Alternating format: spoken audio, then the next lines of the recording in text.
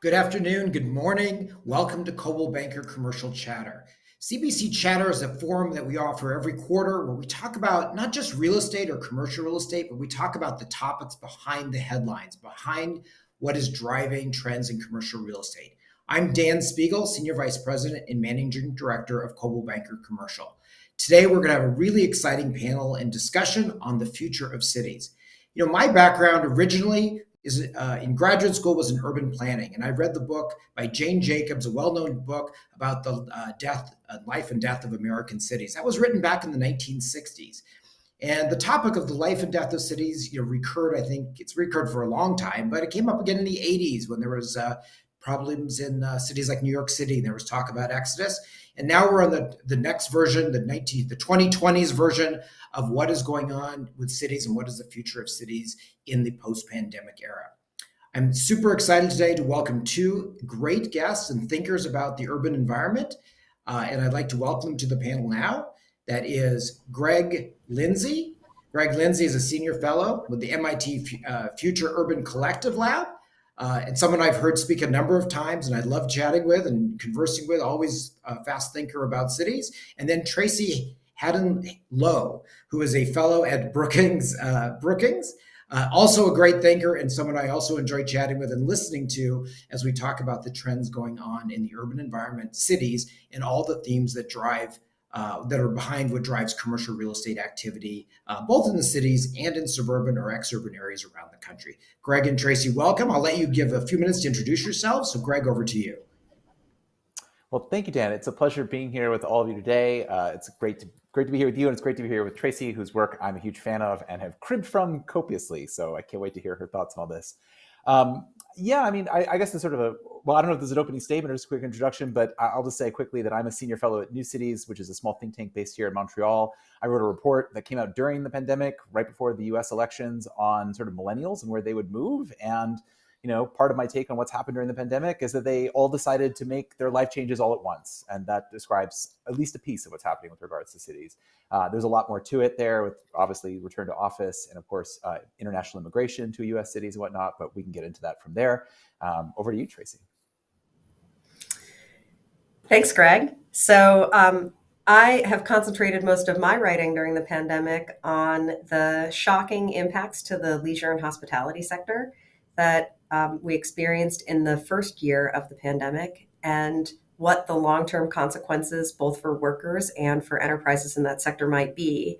And then more recently, I have been interested in what's going on with the office sector and what the future of American downtowns, which are typically 70% or even more, sometimes 90% plus office space, and what will happen as we confront a long-term structural shift in the quantity and type of office space that is in demand. Excellent. So I think the audience can tell we're going to have a really exciting conversation. This could go any of a number of directions. We'll see where we head up as we talk about the future of cities. I do want to remind the audience, if you have any questions you'd like to ask during our conversation, just put your name and affiliation in the chat along with your question, and our moderator will interrupt every now and then at an appropriate time to ask questions. We'll also take questions at the very end if you'd prefer to save your questions to the end.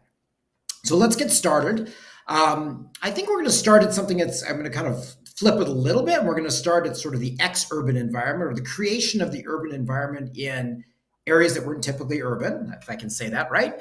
It's Coldwell Banker Commercial. Recently, I was talking to some of our professionals in Huntsville. There's a development called Constellation that's going on out in kind of the area around Spokane, beyond the suburbs, and a development called Millworks. And what I find particularly fascinating about this development is sort of the recreation of the urban environment in a non-urban setting. So while we talk about, the headline, so to speak, of this is the future of cities, or maybe some people talk about the death of cities, people seem to kind of have a propensity towards the city environment or the city experience. So let's start there. Like, what does that mean in terms of the future of cities if people take the city life and environment and then recreate it elsewhere?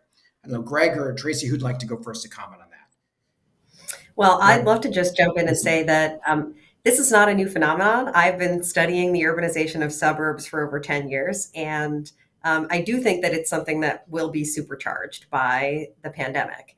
But, the US has been suburbanizing for a couple generations now, right? First housing, then jobs. And so it kind of makes sense that suburbs 3.0 might be play, the kind of the last dimension of creating a live work play environment. And uh, it's good news, really, for the United States because the alternative is, suburbs that don't have a complete land use mix and that involve huge amounts of car travel. So urbanizing suburbs is really good news for climate change. And it's really good news for equity and inclusion because most Americans live in the suburbs now. And so this is how they can get access to urban experiences, urban opportunity, urban prosperity. Interesting. Greg, anything to add to that? Yeah, I'll jump in there. I've read Tracy's great reports on this. There's a great series that she co-wrote called Foot Traffic Ahead that looked at, for example, the Dallas-Fort Worth Metroplex. It was 3 years ago. I was sitting in the office of Christopher Lineberger at George Washington University. Chris is a real estate developer, worked on these reports with Tracy. And for example, we were looking at the Metroplex there, and he was telling me excitedly about Craig Hall, who's the billionaire developer of the Dallas Arts District, who's now turning his old suburban office park, Hall Park, out in Frisco, Texas, one of the fastest growing suburbs, metro fringes of the Metroplex there, and turning it into a millennial playground of, mixed use development, housing, hotels, et cetera. And, we're seeing that development play out across the United States. Mark Turo in Atlanta is developing projects like that. Avalon, very successful walkable urban environment. I believe it's in Alpharetta, which, nowhere near the Atlanta core. And I think my favorite example of just sort of like how much we overbuilt American suburbia is that you have Somerset Development in New Jersey, which is just building a chain of dead AT&T office parks and turning them into mixed-use developments called Bellworks, starting with the old Bell Labs in Holmdel, New Jersey, and now a project on Hoffman Estates, Illinois, in the outskirts of O'Hare. So yeah, there's all sorts of incredible opportunities here to take this overbuilt 80s and 90s suburbia and build the kind of walkable amenities that people want, even if they have to drive there from the ex-urban fringe to slightly closer in versus going all the way downtown. Yeah, I think that's interesting. So it's to say, like, people, they aren't running from cities. In other words, they like the amenities, perhaps like proximity to daycare, to work, saving a commute. They just want it in a different place. Maybe it's because millennials are aging and they're in families. They want a little bit more space, but they do want it.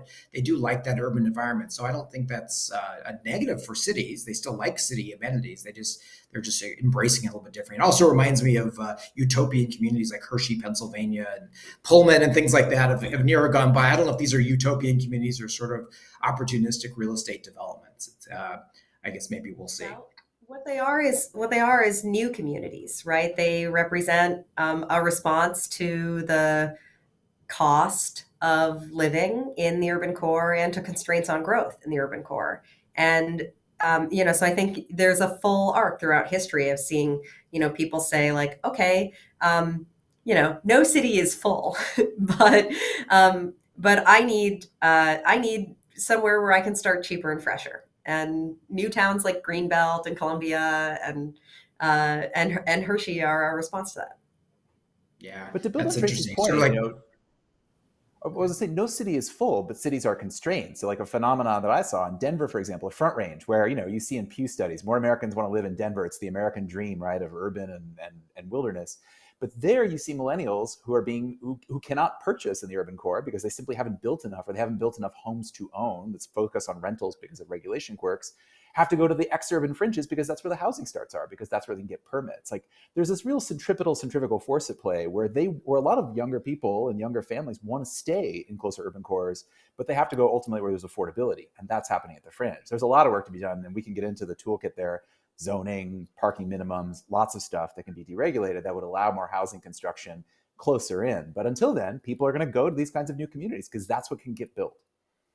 Yeah, that's right. So Greg, it's a great segue into something I was just thinking about. There's a lot of ways we can go from this discussion, but before I go into what's sort of driving the relocations, let's talk a little bit about zoning and land use. I think I was just listening this morning to, be it in urban markets or suburban, they're talking about the ADUs, the additional units that can be built to densify and provide more housing. To what extent is zoning a limitation or driving factor behind what's going on in cities, or what's going on, as you said, in communities outside cities? And might that change? Might the model of Houston or something be right, where there was no zoning? I guess I don't know if there is now, but at one time they let everything be built, which is kind of how cities are to a large extent, right? You have housing above retail. It's no big deal in a city, but it's thought of as like, ooh, that's an interesting use if you're in a suburban. Maybe people are rethinking that. So to what extent will there need to be a change from sort of the Euclidean separation of uses in the suburbs to accommodate the desire of today's population? I should direct it to Tracy or Greg. Right? So I'll say Tracy. I'm sorry about that. I have written quite a bit about zoning reform, so I'll just jump in and say that it is absolutely essential. It's a necessary first condition, and that in both cities and suburbs, I think you will find very outdated zoning codes that are not just one generation, but maybe 2, 3, or 4 generations old, and that really don't reflect today's realities, and in fact reflect some values that I don't think people today, broadly embrace. But I think it's important to emphasize that where we are right now in terms of American urban form and what's going on, especially with housing, but this applies to commercial real estate too, is that zoning is just one piece. Many people all the time now just get stuff built by getting a variance, right? Just like trying to find some way around existing zoning. But they're operating under other constraints too, like the building code, like the cost of materials and labor, like infrastructure. And all of those pieces matter just as much as zoning. So there isn't one magic thing that if we change, we're going to unleash a new era of urbanism and change our economic geography forever. But there is rather more like a constellation of things that we have really let get quite bulky and out of date. And so it's really limiting dynamism in the whole country, basically. Right. Greg, are there any communities that have really sort of challenged the status quo as Tracy sort of described them, that you think might be foreshadowing the way cities or new developments, or is it still just something needs to be explored? Well, I think there's some great tinkering at the edges that's happening when it comes to housing zoning. I mean, we saw during the pandemic, for example, Minneapolis citing, history of racial segregation, allowed by right, multifamily on lots, although very small, gentle density and ADUs, as you mentioned, ADUs, of course, happening in Los Angeles.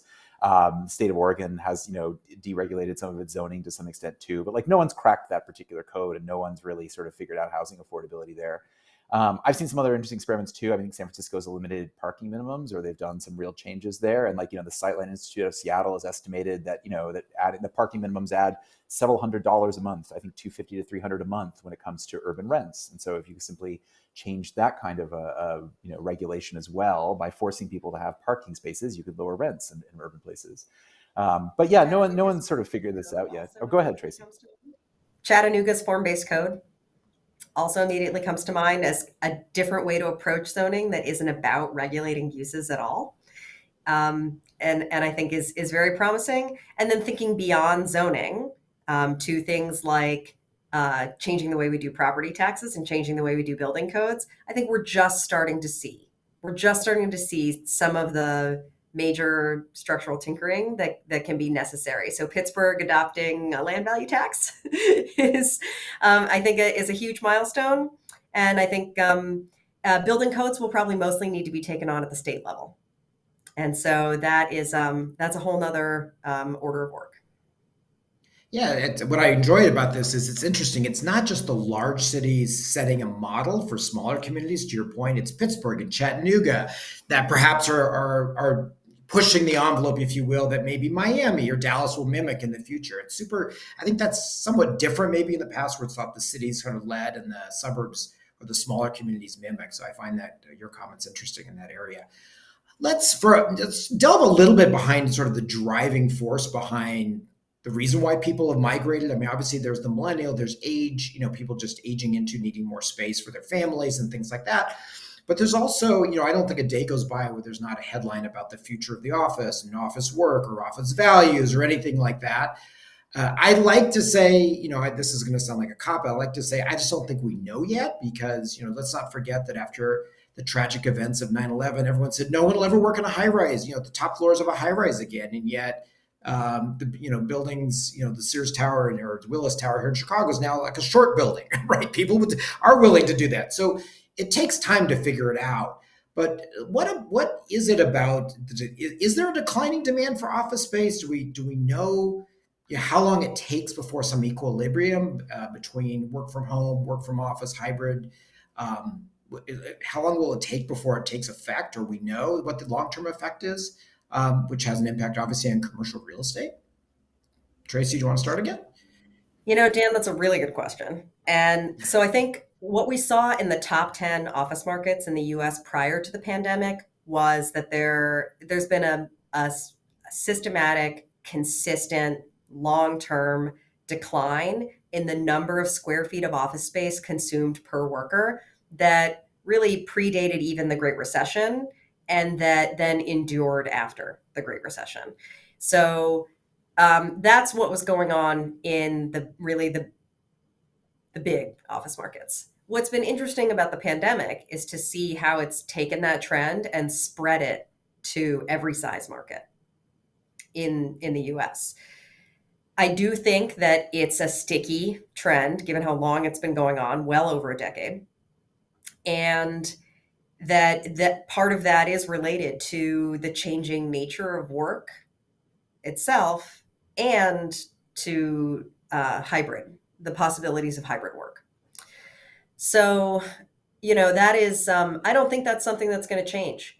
And that means that it's not so much like, oh my God, now we have too much office space, because the sectors of the economy that use offices, those are the sectors in the economy that are growing very rapidly. So there's also new demand for office, which will take up Slack product.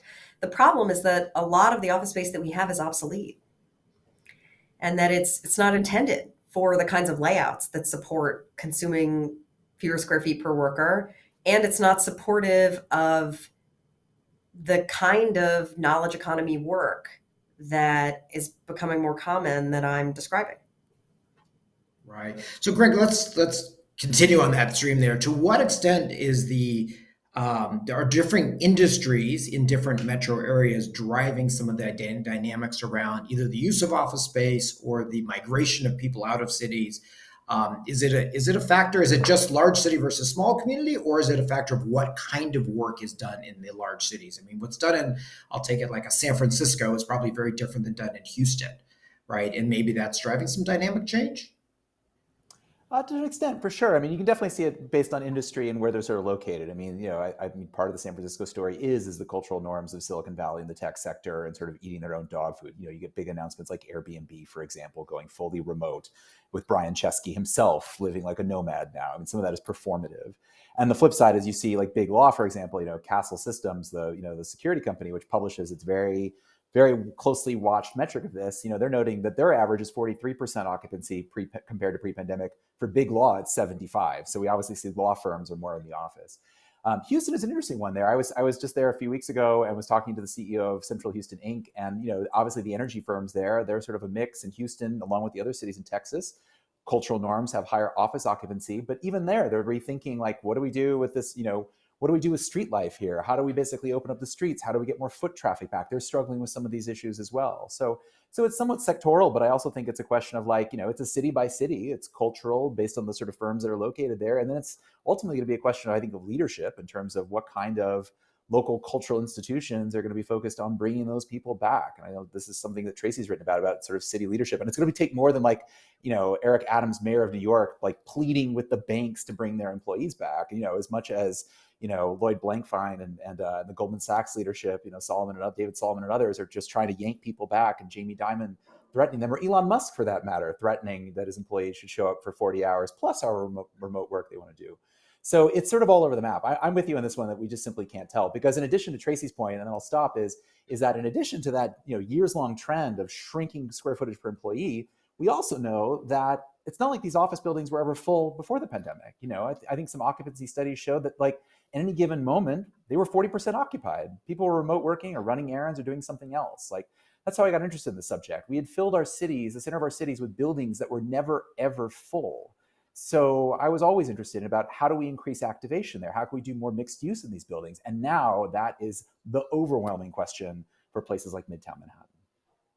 Yeah, I think those are some good points. Let me ask you this: to what extent has the current work from hybrid work environment, whatever we want to call it, driven people back to cities? Is it possible that if I can work from anywhere and I'd rather work, and I don't have to deal with commuting, perhaps I'd rather work from Brooklyn or an urban environment? Is that a notable trend or not, or am I just dreaming that up and most people are going the other direction? I'll go first this time. I think that's at least anecdotally true. I mean, I saw Richard Florida, recently, and he was arguing that live, work, play is now live, work, play, connect. That people don't want to go to the office in New York, but they certainly want to go to bars the moment they open, or go to restaurants at 5 p.m. and basically hang out there at outdoor cafes where they are doing work, et cetera, this kind of thing. It's anecdotally there, but to what extent that we can actually prove that out in the data, I'm not sure. But yeah, again, I'll defer to Tracy on this one, because this notion I think is interesting. I bring up Richard because I never fully believed in creative class theory, the idea that if you built amenities for talented young people, they would come. But it might be true now, or I guess we'll finally see if it is true, that if you put out those lifestyle amenities, people will come to your city or to your district. I don't know. Tracy, what do you think? Well, I wouldn't try to compete with Tulum because it has a beach. So, although shout out to Detroit for putting a beach in the middle of their downtown, I think that the real reason that cities aren't going anywhere and that people aren't going to leave cities is because we need them as engines of productivity and exchange. I don't think that it's just about lifestyle.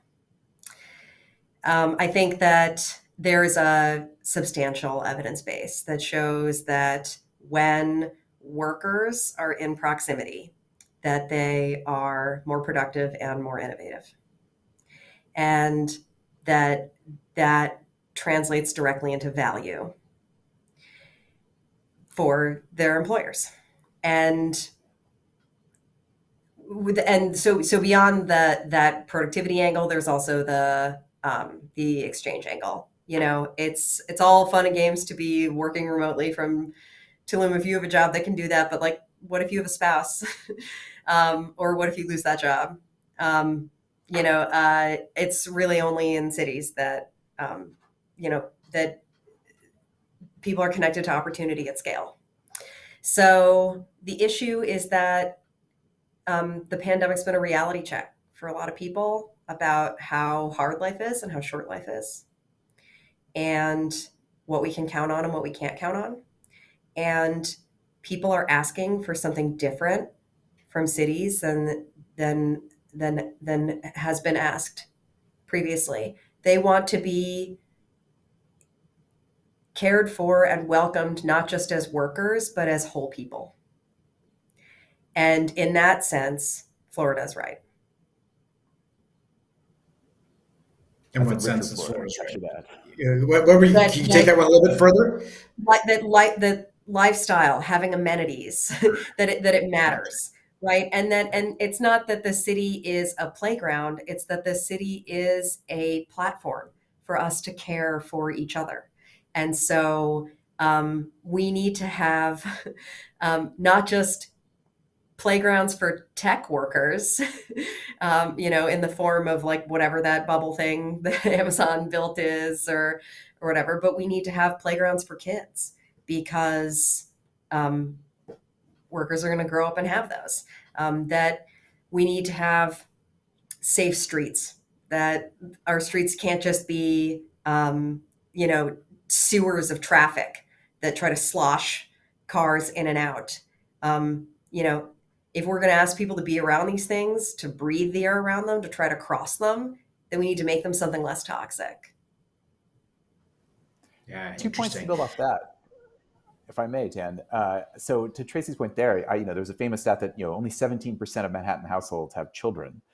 There's a new report that just came out where landlords in Manhattan are turning single people away if they don't earn $160,000 a year because of the mortgage formula. So that's how you end up with a city that doesn't have families and children, first off. And second, the urban beach that Tracy mentioned there in Detroit, that was created by Project for Public Spaces. One of their long mooted proposals is a sort of department or city department of the public realm. And others have put together the idea of a department of care. Justin Garrett Moore, who is the Kaiser Foundation, that cities need to pivot, build out new capacities for this. And the final thing I would bring up there is, the annual Menino survey named after the late mayor of Boston, 835 mayors across the United States. Their number one concern in the last version of that was not remote work and return to office. It was the sheer trauma and PTSD of their constituents after the pandemic and how that's going to play out going forward. In addition to, what we saw with senior care. I mean, 80% of the fatalities here in Canada in early COVID were in senior homes. I think it was 40% in the United States. We need to urgently rethink what senior housing and senior communities look like in the United States as the boomers age. And I guess the last point there is the fastest growing community in America last year, a city, if you will, was the Villages, the massive retirement community in Florida. So there's a lot to be done, to Tracy's point there, about like integrating care as a function, as a core function of how we live and how we do everything else around it. Yeah, and Greg, I'd just like to follow up on that a little bit to say that why this is happening is because we as a society haven't reckoned with the social consequences of the economic necessity of women joining the workplace.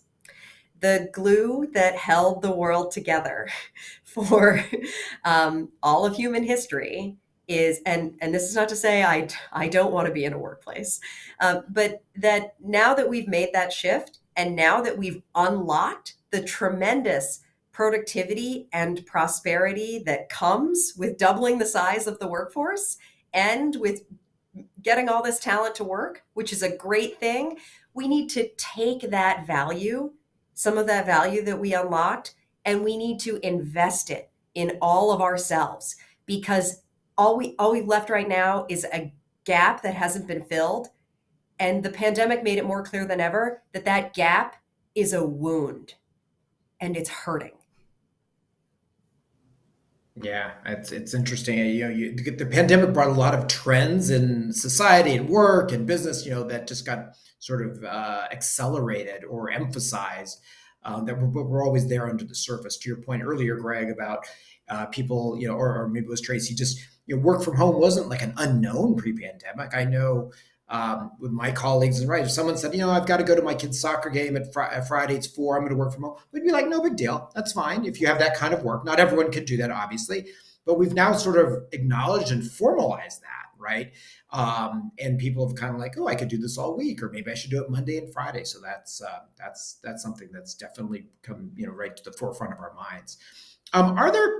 That brings a question about what is the future of office space. And I think we touched on that earlier, but maybe we don't know. But are there industries that, we talked about industries, right? You talked about Twitter and companies, headline companies, I'll call it, leaving San Francisco or letting their workers work from anywhere. But are there industries that are being attracted, or they recognize they need that interactive environment of a dense urban core, that are coming to cities? Though, I'm thinking of in particular, and I don't know if it's a trend, but in the Fulton market area, I'm in Chicago, right? They're really making a focus on tracking biotech industry, right? And what I've been told, right, is the biotech industry really likes to be in dense, I'll call it relatively urban environments. So are there industries like that? Is it true of biotech? Are there others? Greg, why don't you comment on that first, if you would? Happy to. I'll set aside the life sciences issue because I think Tracy's better suited to speak to that one too, because that is obviously a huge growth industry, combination of both COVID and the fact that it is extremely place intensive. I mean, Kendall Square is like the center of it in Boston and Cambridge, I should say. But to me, the great opportunity in this is, and I've been studying this for a decade as well, is I think there's an opportunity here to think, when we think of the office, beyond the notion that a single hierarchical entity leases a box that it then puts all of its employees in, regardless of what they do. We've learned that people can work individually atomized from home and be more productive than they were in the box and the top and the tower. So what I'd like to see is a recognition that that we should start to see different combinations of people working together who are not necessarily linked by a paycheck. There have been experiments, in Grand Rapids, Michigan, we saw 5 firms, different industries, all local, put together their creative teams. I could go on and on about some of this too. I wrote a brief piece for Harvard Business Review about like corporate co-working and sort of like various firms that were using that as a way to literally sort of attract as like neurons, people from other fields. But I think we should start to see like various firms start to put together employees, innovation teams should work alongside another innovation teams. I mean, you can safeguard the IP, but then they're working alongside peers, not necessarily colleagues, and perhaps they can learn faster. That could increase their productivity. And then the second part of that is I think we need to rethink what the office looks like. I mean, if you talk to Google now, I mean, they just opened their new Bayview campus, which looks like, under the undulating roof, it's gorgeous, latest cutting edge design. And they're talking a lot about horizontal offices. And we saw Epic Games, for example, which makes Fortnite. They've taken over a mall in North Carolina, and they're converting that into their offices. So, getting into more horizontal and thinking through about permeability of the office, bringing in outsiders or outside firms. We know, for example, I'll stop here, that that in business, we talk about supply chains and value chains, right? Like every firm has customers and suppliers to it that they work connected to. Well, what if you actually work together in person, or you brought them in house, or there were other privileged freelancers? There's all sorts of ways you could think about your whole sort of corporate ecosystem and allow your employees to do that, and allow them to go work alongside others as well. Now, give them the agency to do so. So I'd like to think that once we get fully beyond, once we absorb the lessons here of remote and hybrid work, we're going to get to the sort of new renaissance of like thinking of new combinations of working and with whom. Yeah, I share Tracy, Greg's you're optimism. life science.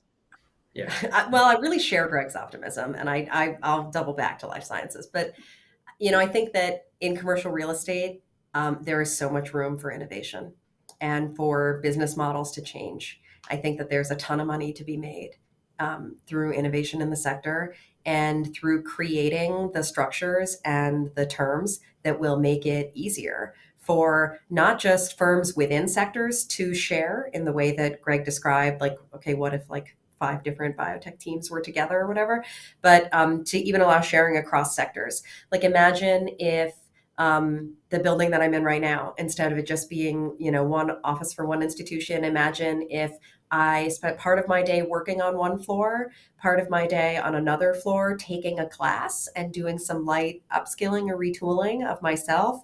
And then my children were below, receiving care or education.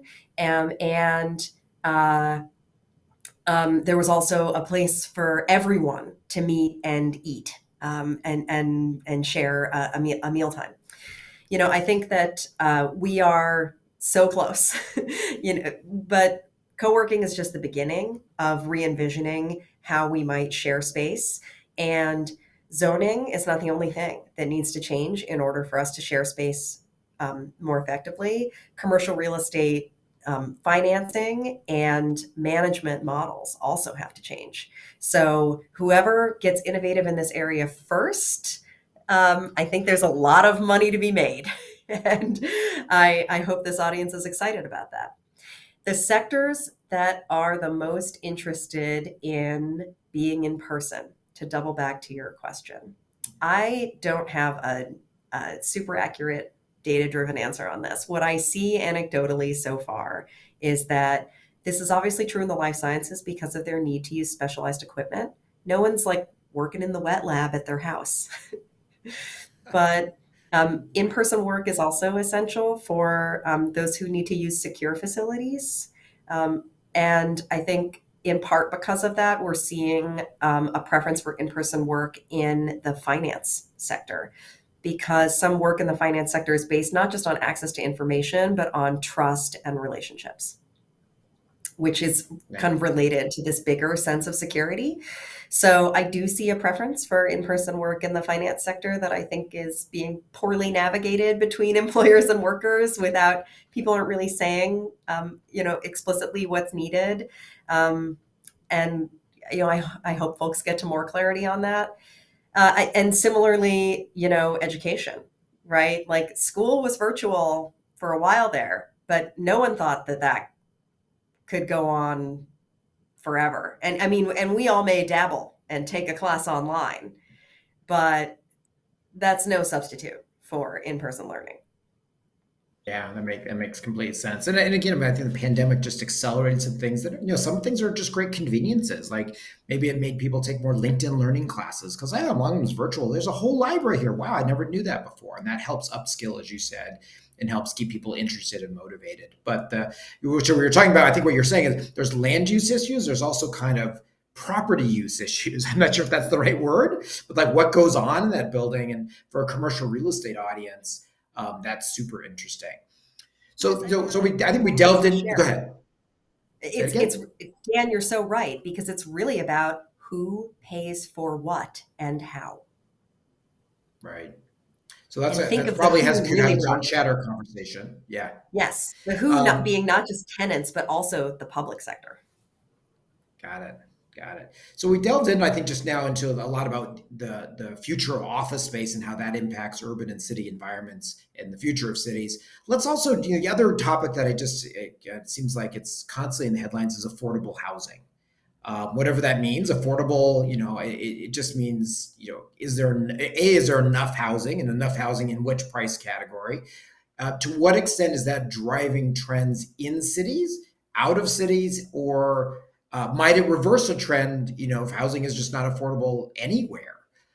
Greg, do you want to start a conversation on affordable housing, perhaps, and the impact of the future of cities? I was going to say that. I mean, setting aside, of course, the formal definition of affordable housing, which I will touch less because I'm less of an expert in exactly that field and its tax credits, et cetera. But yeah, is housing affordability an issue in the United States? Yeah, it's the biggest issue. It's like the defining issue, arguably here post COVID here, and also it drove people to unreasonable behaviors. I see the study that's coming out now that a third of millennials regret their home purchases during the pandemic. I mean, I'm an Xer, but I would perhaps count myself part of that. We're selling our house right now. We bought a house during the pandemic. We bought too big a house on the presumption that we would basically have to do every activity for the rest of our lives inside of here when we bought it September 2020. And that's changed. And we managed to buy it at a dense urban area and we're going to stay in our neighborhood.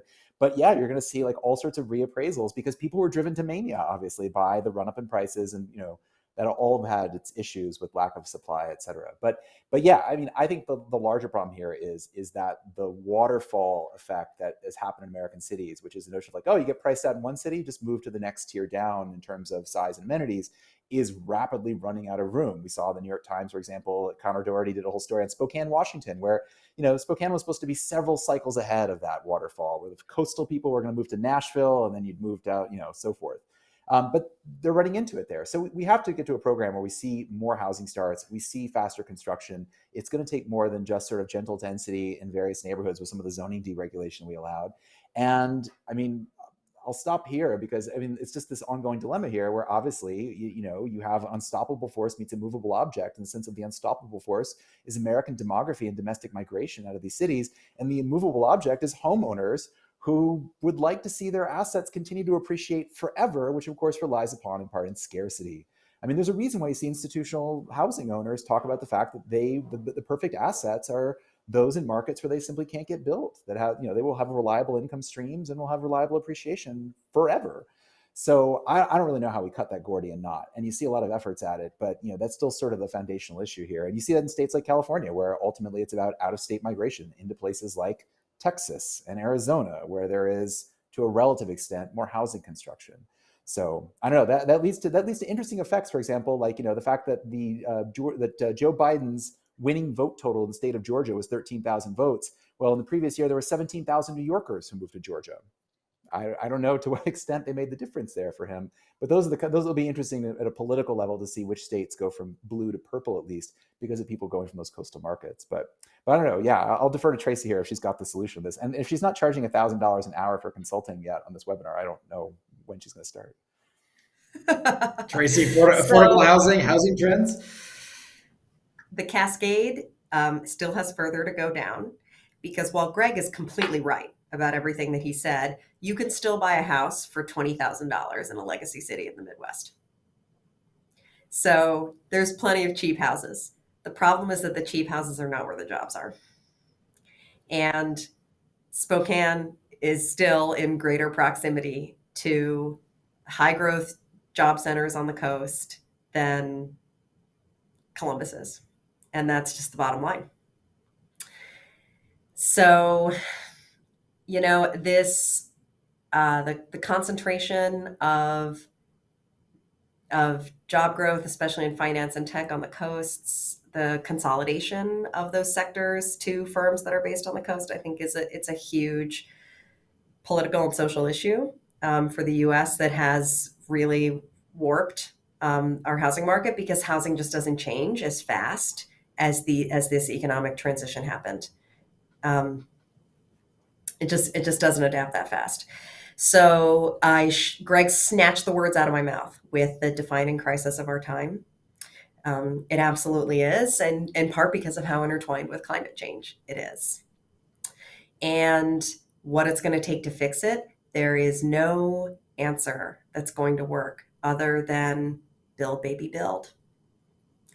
And we, in the context of inflation, it's tricky to figure out exactly, how to get about doing this, but we have to figure it out. Yeah, and build, baby, build. It's supply, right? That's what you're talking about. Add to the supply.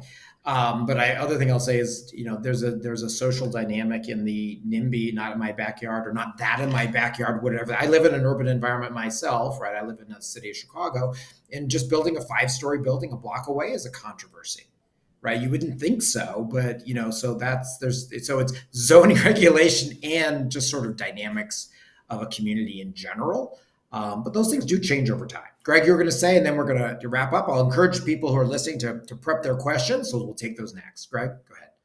Yeah, I just want to say, Bill, Tracy, to give some news you can use for viewers here. Or thoughts on this is, so I'm part of a team. My friend Parag Khanna is author of the new book Move. He's been putting together a climate tool. There's a whole arms race here in climate risk technology, understanding what regions of the United States and elsewhere are most at risk from climate change, which ones are safe.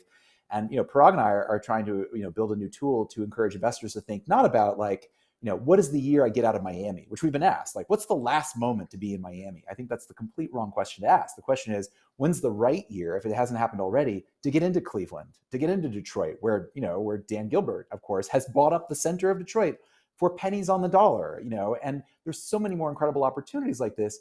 And I know, and I've seen them, and I can't name names, but I have seen in the decks of various companies here where they are acknowledging to themselves, or trying to, that there will come a day where that demographic shift to the Sun Belt may reverse because of those climate disasters. 40% of Americans were victims of a climate disaster last year. And at that point, the Great Lakes, New England, other areas that have seen net outflows of people over the last few decades, that could reverse. And when that happens, there's going to be an incredible opportunity to take these cities like Buffalo, New York, built for twice its population currently, and to take that infrastructure and breathe new life into it and build that for a new generation of residents. I think that's the greatest opportunity for American renewal there. And we know there's climate headwinds that will increase the attractiveness of those regions. There's a reason I live in Montreal. I mean, we have great climate here, and it's getting only better all the time. Great climate, 3 months a year, right? But anyway, I'll take that as a warming comment as well, since I'm a Midwesterner and I look out at the lake of Lake Michigan and see all that water and wonder, I wonder if this will be attractive to people in California at some point, right? Who may lack water because of change. But in any case, we covered a lot of topics that are sort of, as I said earlier, behind the commercial real estate story. Housing, the use of office space, generational change, industry change as well. I hope the audience has found it interesting. And now we're going to turn it over to comments or questions. So Rachel, I will turn it on to you to ask questions of our panelists, Greg and Tracy.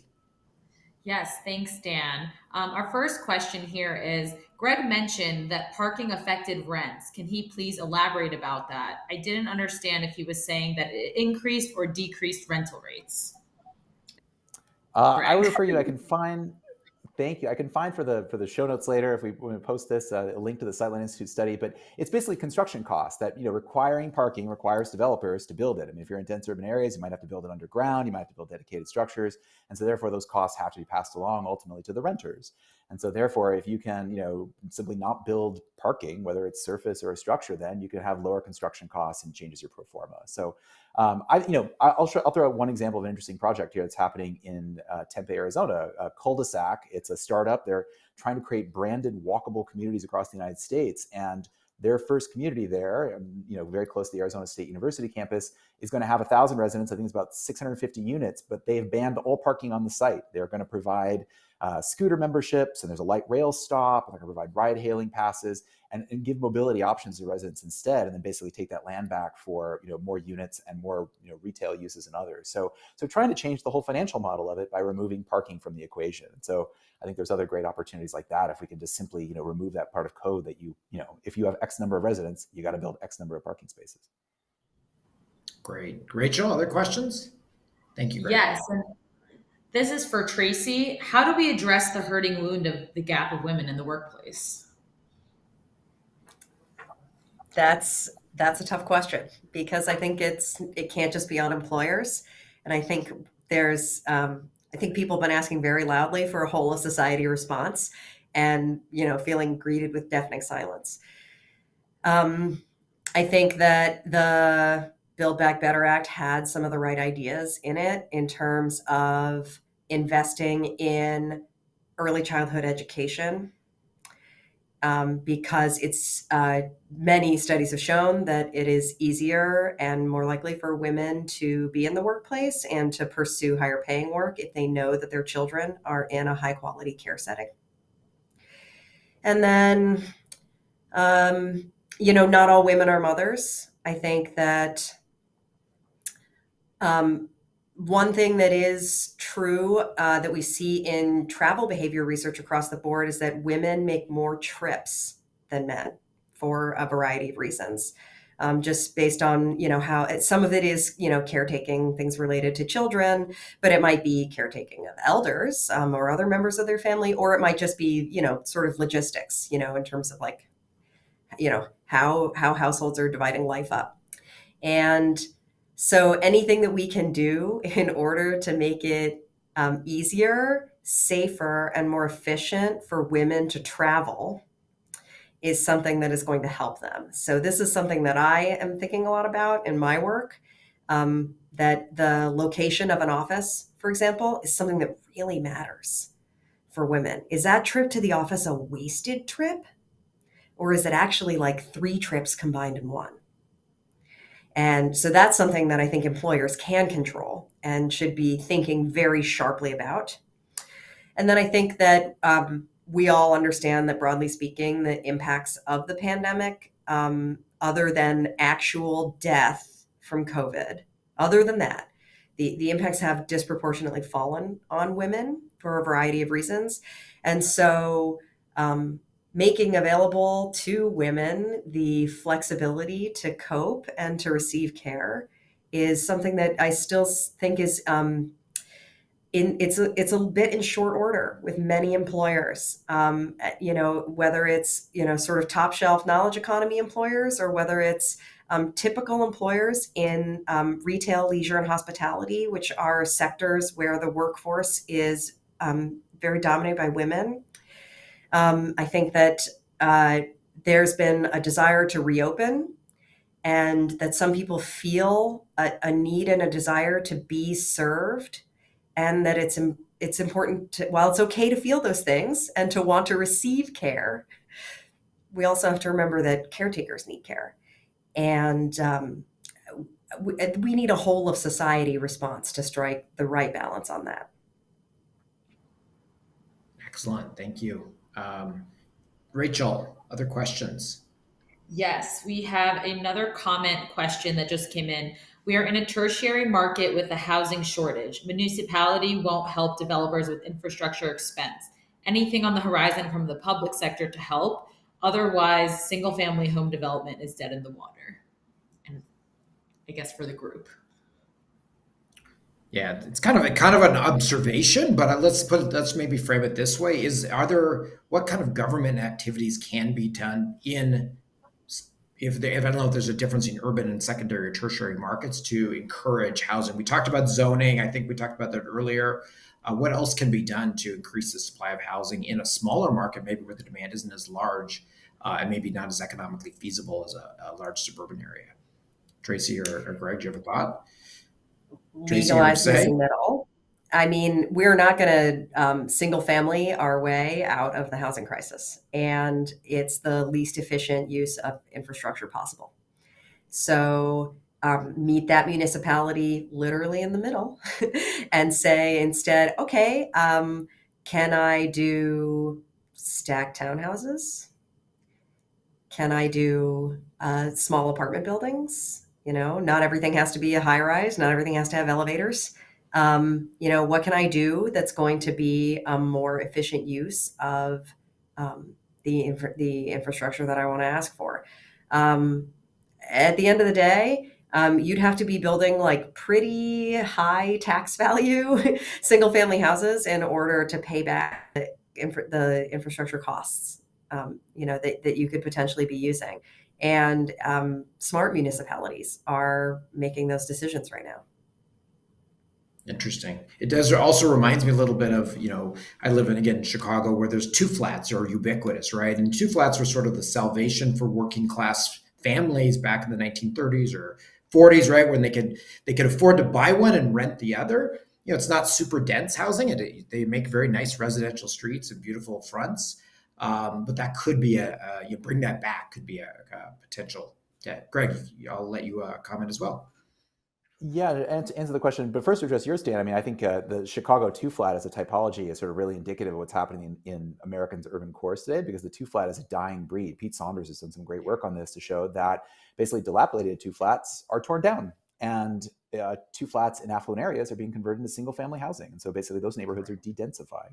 So that's exactly sort of like played out at large. To the question, there's nothing great. I mean, obviously, President Biden, put out a sort of, plan to try to increase housing affordability. I think the piece that most people seized upon was more manufactured housing, which I think translates in most contexts to trailer parks. But there is some interesting areas, there, Factory OS and some other startups that are trying to borrow from the Japanese model of, factory assembly of housing components to reduce costs. That doesn't help you, though, with land and entitlement. So I don't know. There was some interesting proposals, and I think it was in Build Back Better, but I've lost track of like which ones are alive and which ones are dead. But there was some ideas about the Department of Transportation and HUD working together to basically sort of offer density bonuses, or also like basically threaten to punish communities by removing grants if they wouldn't actually allow increase of density there. I'm not sure how that helps in your particular context, but there is an interesting sort of toolkit there at some of the federal agencies there. But how that trickles down and what can actually get passed at this point, particularly with the midterms looming, is a whole other matter. Yeah, excellent. I think the answer to the question we had is it's complicated. There's a lot of things that come into play: government policy, supply chain development costs, construction costs, zoning, all kinds of things that come into play that are equally important in urban as well as tertiary markets. I think we have time for one more question. So Rachel, if you can pick amongst the field there and ask one more question of our panelists, that would be great before we wrap up. Absolutely. This is for the group. What are the next big cities you foresee booms in the commercial activity space over the next 3 to 5 years? And I think Greg touched on it a little bit, but if there's anything else to share. Greg, since you were named, do you want to go first there? Yeah, I feel like I'm unleashing housing speculation on your unsuspecting community. So we'll see. I mean, one that jumps out, sort of like the next Texas. People have pointed Northwest Arkansas, Fayetteville, Bentonville. There, like great quality of life. People like it. They have a whole Northwest Arkansas Chamber has a whole program where if you move there, they'll pay you $10,000 and throw in a mountain bike because they're so proud of their mountain biking there. I do think that's interesting. Beyond that, I'm sort of curious about what continues to sprawl, or also. We know for a fact, for example, in various surveys that the American urban typology that people like the most is effectively a college town. They like to have, walkable urbanism, but they don't like the big cities like, the Ann Arbors and the others. So other places I would look to is American college towns, and also places like them, Asheville, and the Villes, basically. Other places that have what Joel Garreau, who wrote Edge City 30 years ago, wrote a whole piece 10 years ago arguing this was sort of the American future. Santa Fe was his urban ideal at the time, which has gotten increasingly unaffordable as well. But looking at these sort of smaller metros that actually are rich in amenities, partly because of that public funding due to funding federal universities, I think that's where I would look for most opportunities there, where you're going to find a cosmopolitan mix of people. And you're going to find a great mix of amenities to cater to those people, but you might find more housing affordability, and you're going to find access to nature and all the things that many Americans want. So that's what I would look. I would scout, which college towns most suit your geographical and cultural affinities. Tracy, other thoughts, different thoughts on the cities of the future, we'll call it? Well, I think that Greg is right to be thinking along the lines of really durable place-based assets like universities. And I think you can think of a few other asset categories too, like hospitals and cultural institutions, things that just definitely aren't moving and that people like to be near. So, like Gettysburg, Pennsylvania immediately comes to mind as like a place that has these incredibly durable assets. Let's see, I would look to tertiary cities that are proximate to the coast, but not exactly on it. So Asheville, Gettysburg, and then looking in further west, looking to the west, but, further inland than Spokane. I think this is already happening in Boise. And I personally would definitely buy anything that was for sale in Omaha. Interesting.